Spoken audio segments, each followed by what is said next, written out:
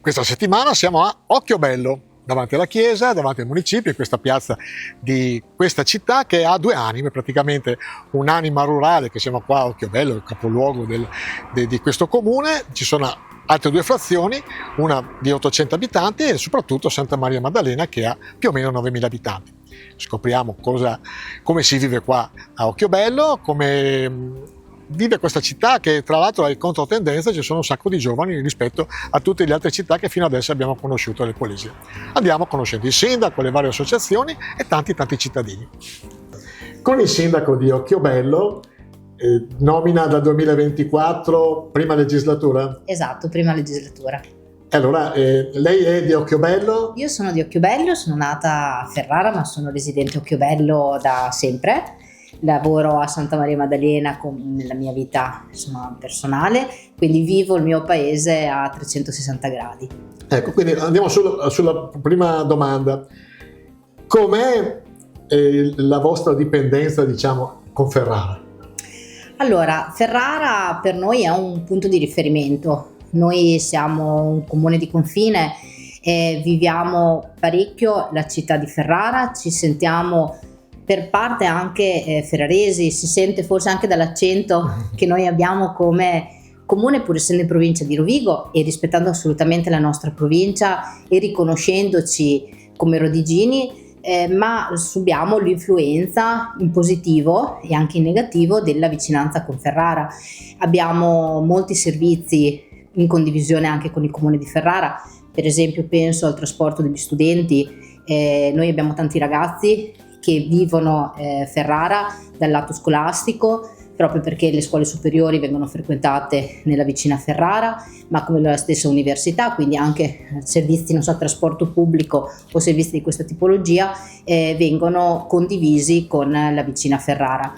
Come Santa Maria si è sviluppato 5, 6, 7 volte di più rispetto a Occhiobello. Occhiobello è il comune, ma questa è una frazione, ma però è molto di più come abitanti.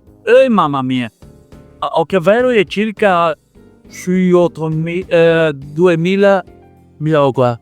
Io è 12-13. Ma te lo dico che a me si è sviluppato tutto qua. Lei abita a Santa Maria, quindi la frazione diciamo più blasonata di Occhiobello. Occhiobello è un po' più tranquillo. Sì. Che differenza c'è tra le due realtà? Diciamo così che Occhiobello è più il paese, Santa Maria è più un dormitorio. Si sta sviluppando con qualche iniziativa negli ultimi 2 anni qua e riescono a fare qualcosina da coinvolgere, diciamo così, un po' di più la popolazione. Perché prima era un po' solo un dormitorio praticamente. Come vivete la vicinanza con Ferrara? Cioè, vi sentite più ferraresi o più rodini? Ma no, io mi sento veneto perché sono nato in Veneto e voglio rimanere veneto. A Ferrara ci si va perché è comodo la città, qualcosa c'è sempre da fare, o si va a fare un giro o aperitivo o così via, insomma. È normale, a 5 km c'è Ferrara, a Rovigo ce ne sono 30, diventa un discorso normale. Con l'aiuto di tutte le associazioni del territorio, che sono veramente tante, e si danno una mano e ci danno una mano, riusciamo a collaborare e fare diverse manifestazioni sul nostro territorio. E poi ci sono due realtà fondamentali. È impegnativo seguire le due realtà? Sì, è abbastanza impegnativo. Ripeto, abbiamo la fortuna che per quanto riguarda Occhiobello ci sono anche altre associazioni che si occupano di manifestazioni. Noi collaboriamo quando ce lo chiedono, loro collaborano quando lo chiediamo e siamo veramente una comunità, a mio avviso, unita. In controtendenza ci sono molti giovani, specialmente nella frazione di Santa Maria Maddalena. Sì, noi... Come siete riusciti a portare giovani in controtendenza, appunto, perché dalle altre parti non è così? Allora, noi abbiamo effettivamente un comune un po' particolare, perché è un comune che è diviso in 2 zone abitative, il vecchio paese, come diceva giustamente prima, che è Occhiobello, capoluogo, e poi abbiamo la frazione di Santa Maria Maddalena, dove si sviluppa la parte residenziale abitativa più nuova, più recente e con maggior sviluppo, che subisce una grande influenza anche dalla vicina Ferrara, proprio perché logisticamente è la più vicina alla confinante, ma dove mi passi il termine, si vive bene, si vive meglio rispetto magari alla cittadina. C'è quella sorta ancora di vita di campagna, ma avendo tutti i servizi a propria disposizione. Portare giovani è un obiettivo sicuramente che ci siamo posti, è un obiettivo che viene quasi in maniera naturale, proprio perché la cittadinanza lo richiede servizi adeguati alle fasce più giovani, lo sviluppo di scuole, lo sviluppo di centri che possano diventare ricreativi e culturali per i più giovani, di attività sportive, e questo sicuramente la fa da padrona come comune. Noi abbiamo parecchie associazioni che sul territorio lavorano e cercano di portare forme di attrazione proprio per i più giovani.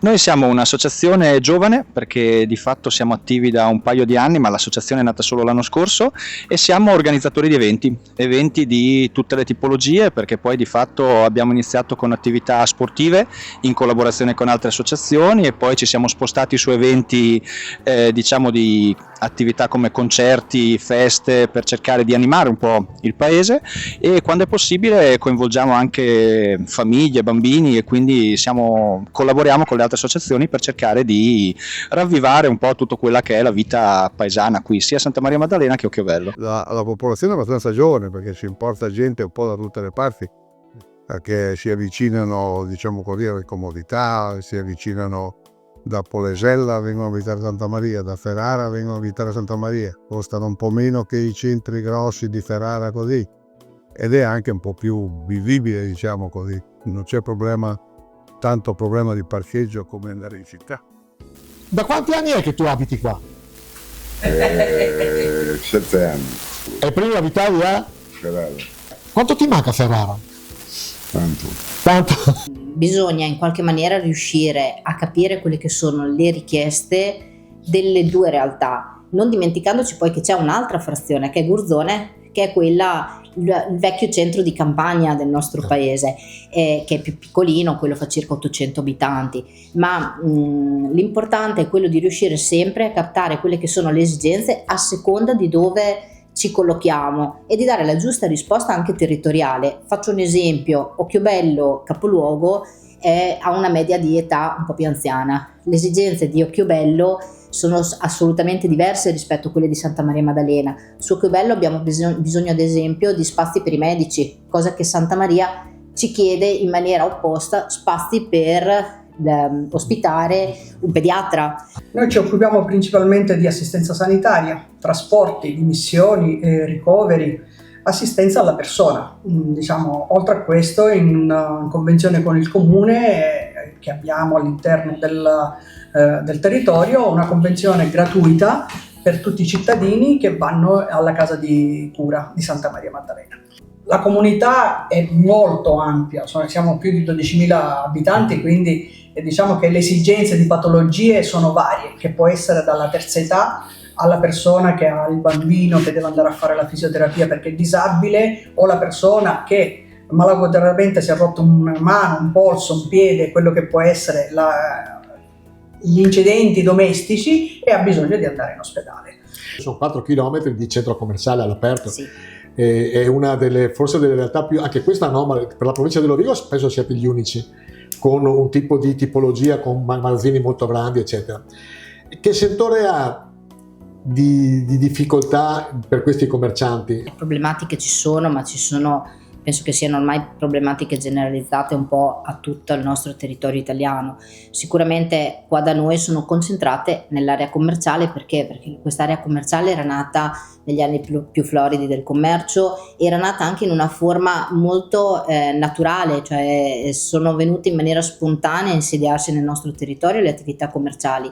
Oggi risentono sicuramente della crisi, e la cosa che noi possiamo fare come amministrazione è quella di cercare di rendere il più attrattiva possibile quest'area, quindi sviluppare, ma in sinergia con gli stessi commercianti, degli interventi, degli investimenti ad hoc per migliorare l'area commerciale e renderla anche più attrattiva, ma anche quella di verificare se c'è la possibilità in maniera sinergica di intervenire sull'area anche come tipologia di offerta all'utenza. Quindi non tanto in maniera naturale l'arrivo di attività, quanto in maniera condivisa quella che può essere un mercato di interesse verso l'utenza. Allora, non è che viviamo anni facili, perché la situazione economica in Italia, lo vediamo un po' tutti, ma in Italia o in generale in Europa è abbastanza complicata in questo periodo. Ci sono stati periodi migliori, però qui diciamo che tutto sommato abbiamo tanto, il paese, il comune ci offre tanto e questa è una bella cosa. È chiaro che c'è da fare, si fa fatica, sicuramente diciamo la parte economica è importante, ma in questo momento io vedo un paese che sta cercando di crescere, di darsi da fare e di offrire delle iniziative che possono essere di tutte le tipologie per fare qualcosa in più, per fare un passo anche di crescita importante all'interno del Polesine, ma all'interno del Veneto. Abbiamo l'area dell'ex outlet che sicuramente in passato è stata un'area di interesse per l'eventuale sviluppo commerciale, ma che purtroppo ha avuto un epilogo, come sappiamo, non positivo.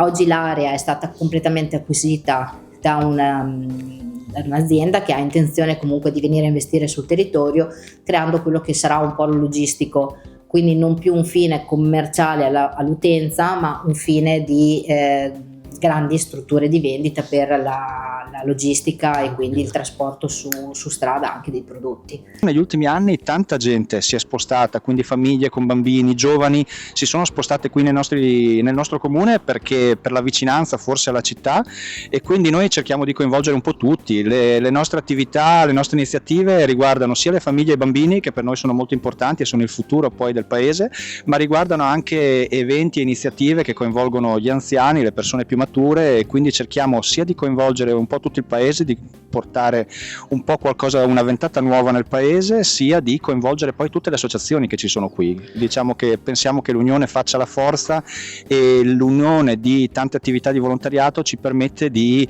creare anche eventi più grandi, migliori, e insomma cerchiamo di dare il nostro contributo. Fra 10 anni come vede il Occhiobello lei?